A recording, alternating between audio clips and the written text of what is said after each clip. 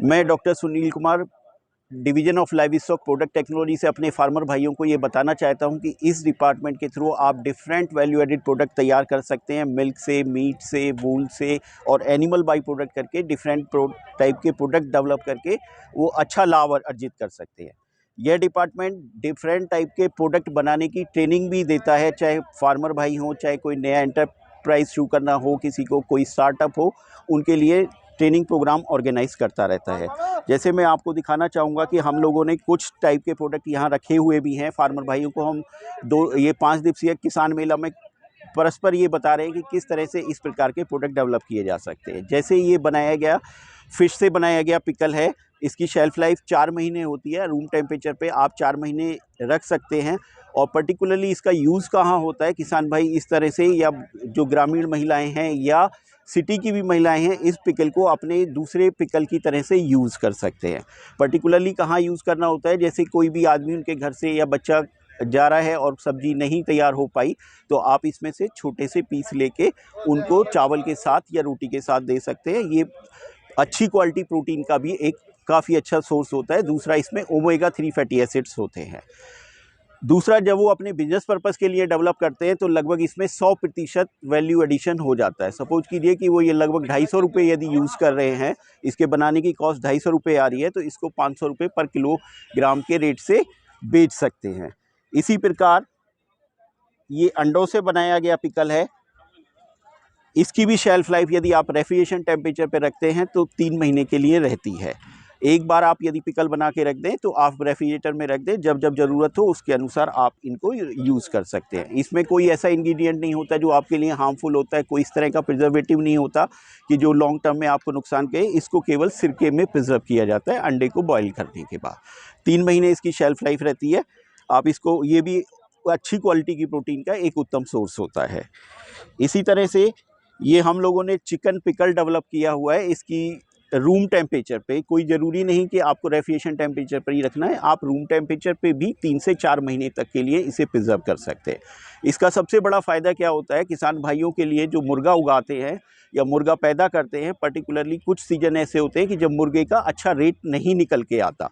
Particularly जैसे जब रामनवमी का पीरियड आता है या गर्मी के सीज़न में मुर्गे का रेट काफ़ी डाउन चला जाता है, तो उस समय किसान भाई क्या कर सकते हैं या ग्रामीण महिलाएं क्या कर सकती हैं कि इस तरह का पिकल डेवलप कर सकती हैं जो चिकन से बना हुआ है, और इसमें चुकी हुई मुर्गियां, मीन्स ज़्यादा एज वाली मुर्गियां या लेयर का भी यूज़ आप कर सकते हैं।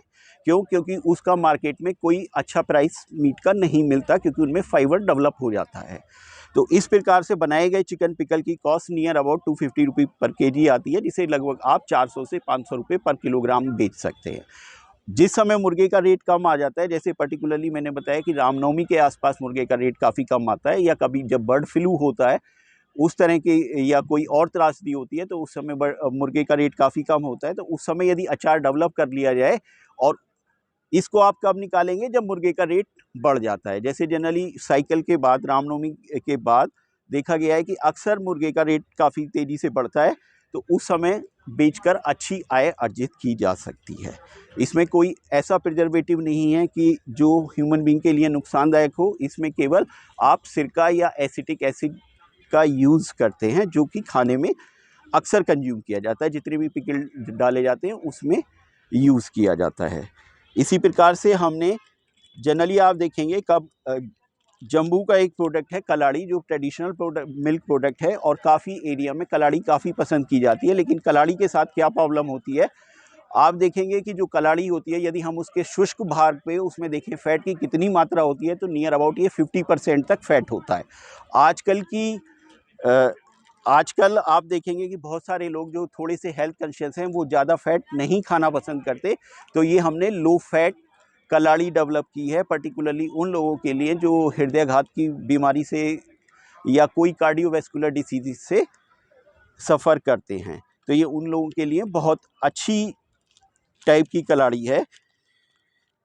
इसी प्रकार से आप जब जाते हैं KFC जाते हैं, आप वहाँ चिकन नगेट्स परचेज़ करते हैं, तो ये हमने नगेट्स चिकन से बनाए गए हैं। इस चिकन नगेट्स में बनाने के लिए आप स्पेंट हैन को भी यूज़ कर सकते हैं और ब्रॉयलर भी यूज़ कर सकते हैं। इसमें हम इमल्सिफिकेशन टेक्नोलॉजी से चिकन नगेट्स प्रिपेयर करते हैं और इसमें यदि आप वैल्यू एडिशन की बात करें तो अच्छी पैकेजिंग लगा के एंटरप्राइज लगभग 200% तक मुनाफा कमा सकता है।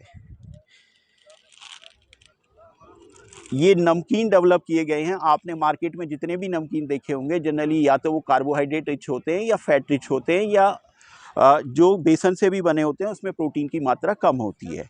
ये फिश मीट से तैयार किए जाने वाले नमकीन है, पर्टिकुलरली इसका नाम खोका दिया गया है, फिश मीट खोका, और इसकी शेल्फ लाइफ कम से कम 6 महीने रहती है। यदि आप इसे पॉलीथाइलिन लो डेंसिटी पॉलीथाइलिन में भी पैक करते हैं तो 6 महीने तक रूम टेम्परेचर पे आप इसे स्टोर कर सकते हैं, इसका भंडारण किया जा सकता है।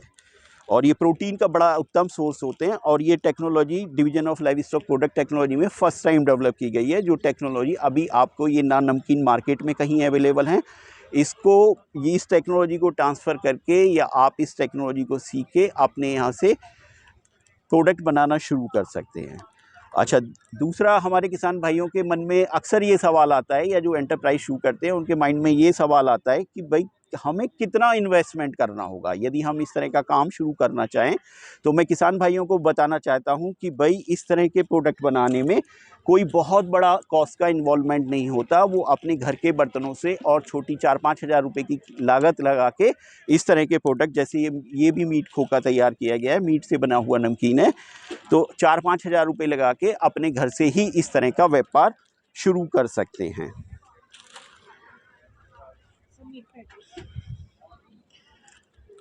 अक्सर आप लोगों ने सुना होगा कि जो लोग हाई ब्लड प्रेशर से सफ़र करते हैं उनको डॉक्टर कम सोडियम या कम नमक वाला खाना खाने का सलाह देते हैं, क्योंकि सोडियम हमेशा हाइपरटेंशन बढ़ाने में या ब्लड प्रेशर बढ़ाने में के लिए रेस्पॉन्सिबल होता है। तो ये डिपार्टमेंट ने लो सोडियम पैटीज़ डेवलप की है। तो इसको आप बर्गर में यूज़ कर सकते हैं, इसको आप एज ए सैंडविच यूज कर सकते हैं।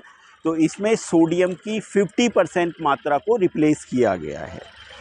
और इस तरह से ये पर्टिकुलरली उन लोगों के लिए हैं जो उच्च रक्तचाप से, हाई ब्लड प्रेशर से, हाइपरटेंशन से ग्रसित हैं।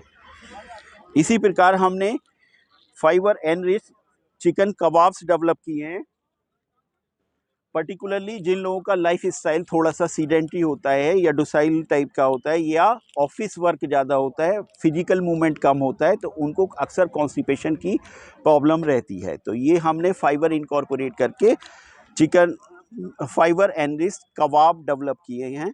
इस प्रकार के कबाब पर्टिकुलरली उन लोगों के लिए जिनकी उम्र लगभग 50 ईयर से ज़्यादा है या सीडेंट्री लाइफ स्टाइल है, उन लोगों के लिए पेरिस्टाल्टिक मूवमेंट बढ़ा के मोशन की प्रॉब्लम को सॉल्व करने में काफ़ी हद तक फ़ायदेमंद हैं।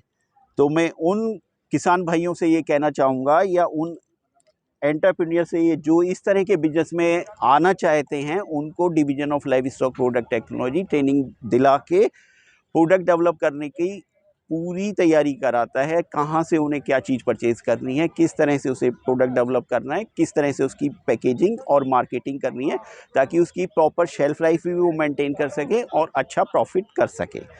तो यदि कोई भी व्यक्ति इस संबंध में जानकारी जानना चाहता है तो head division of livestock product technology, faculty of veterinary science, Sher e Kashmir university, RS पुरा में संपर्क कर सकते हैं।